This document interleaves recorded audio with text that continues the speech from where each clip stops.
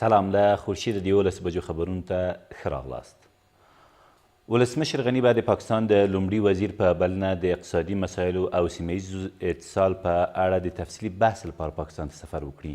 د پاکستان لومړي وزیر تېره ورځ له ولسمشر غني سره په ټلیفوني اړیکه کې ژمنه وکړه چې هیواد یې هر ډول همکارۍ ته چې په افغانستان کې د سولې او ثبات لامل شي چمتو دی.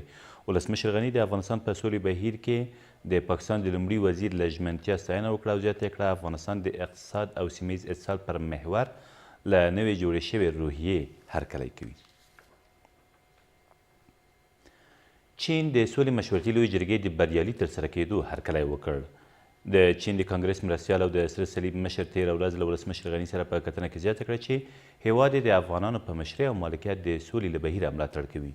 د ولسمشر ماني د خبرپاڼې له مخې په دې کتنه کې دواړو لورو همداراز د چین د سره صلیب او د افغانستان د سرې میاشتې ترمنځ د زړه سوري ناروغو ماشومانو درملنې په برخه کې د همکاریو د زیاتوالي، د طبیعي پیښو سره د مبارزې په برخه کې د تجربو شریکولو او همداراز په بېلابېلو او په ځانګړې توګه د انرژۍ په برخو کې د پانګونې په اړه بحث او خبرې کړي دي. 18 طالبان د فراه په بکوا ولسوالۍ کې د بهرنیو ځواکونو په هوایي عملیاتو کې ووژل شول او 25 نور یې ټپیان دي. د فراه د امنیه قومندانۍ ویاند وایي په دغو عملیاتو کې چې تېره ورځ ترسره شوي د یادې ډلې د نشه یي او چاودونکو توکو 53 کارخونې هم له منځه تللي دي. ویل کېږي په دې بمباریو کې د سیمې اوسېدونکو ته زیان نه دی اوښتی.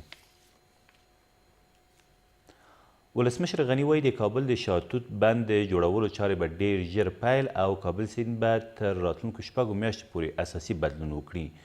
ښاغلي غني تېر ماښام په سولې مشورتي لویه جرګه کې د کابل د خلکو له استازو سره په کتنه کې زیاته کړه د کابل ښار پراختیایي پلان او طرحه په 6 ټوکو کې برابره شوې او د هغې له تطبیق وروسته به کابل بېلوری حرکت ونه کړي.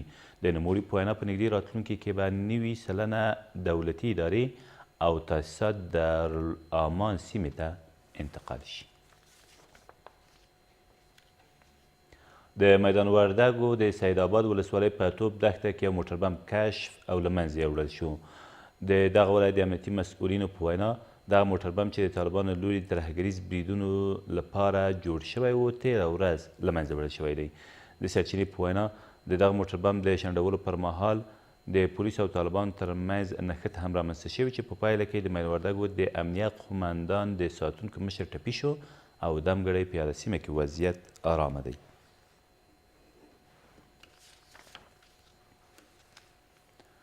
او د روسیې په پلازمینه مسکو کې په یوې الوتکې کې د اورلګېدنې له امله 41 کسانو خپل ژوند له لاسه ورکړ.